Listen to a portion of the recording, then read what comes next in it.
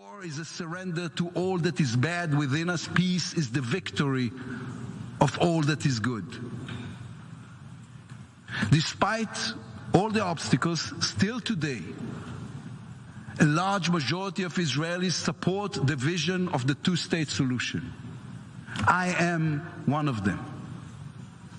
We have only one condition: that the future Palestinian state will be a peaceful one, that it will not become another terror base from which to threaten the well-being and the very existence of Israel, that we will have the ability to protect the security of all the citizens of Israel at all times. If someone believes that demand is too much, then look at the neighborhood in which we live. Look at Lebanon, a collapsing state controlled by Hezbollah. At Syria, where a murderous regime massacred 500,000 of its own people. Look at Afghanistan, at Libya, at Iran. You can ask us to live according to the values in the UN Charter, but you cannot ask us to die for them. My father was a child in the ghetto. My grandfather was murdered in a concentration camp. We want to live in peace, but only if it gives us security, not if it threatens us even more. Look at Gaza. Israel did everything the word asked of us, including from this very stage. We left 17 years ago. We dismantled the settlements, took apart our military bases. There is not a single Israeli soldier in Gaza. We even left them 3,000 greenhouses so they could start to build an economy for themselves. What did they do in response? In less than a year, Hamas, a murderous terror organization, came to power. They destroyed the greenhouses and replaced them with terrorist training camps and rocket launch sites. Since we left Gaza, over 20,000 rockets and missiles have been fired at Israel. All of them at civilians, all of them at our children.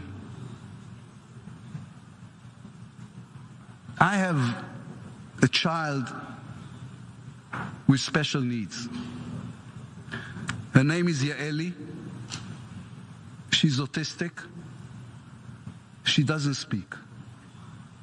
In May last year, I had to wake her at 3 o'clock in the morning and run down with her to the bomb shelter because missiles were exploding above our home. All those who preach about the importance of peace are welcome to try running to a bomb shelter at 3 a.m. with a girl who does not speak, to explain to her without words why there are those who want to kill her.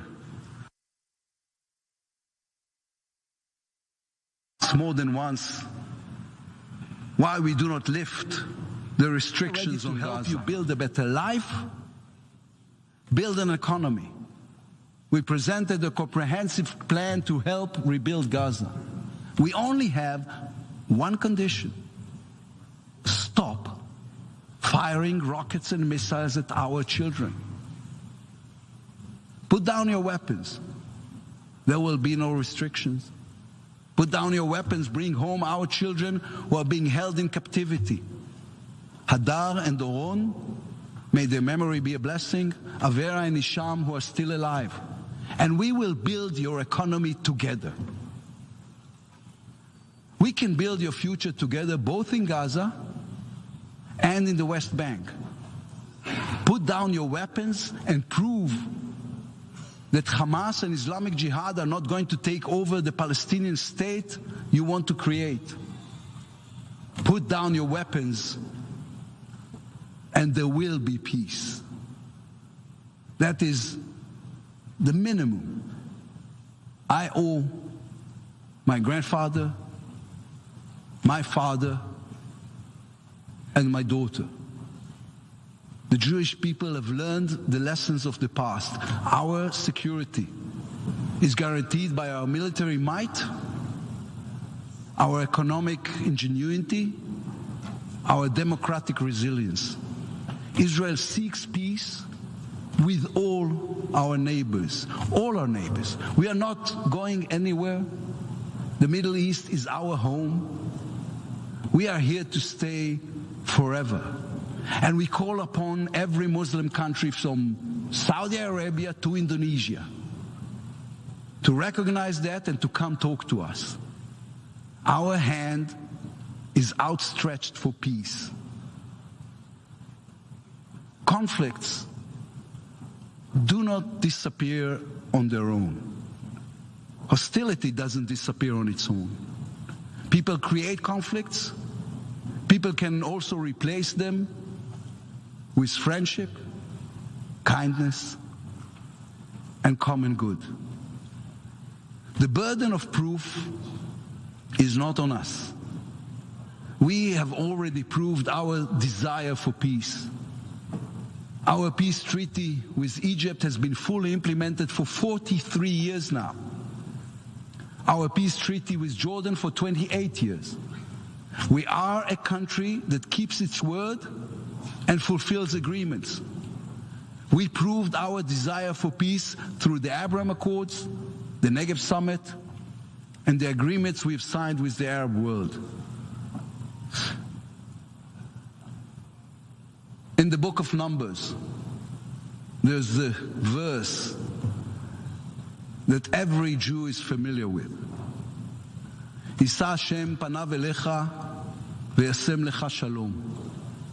May the Lord raise his countenance toward you and grant you peace.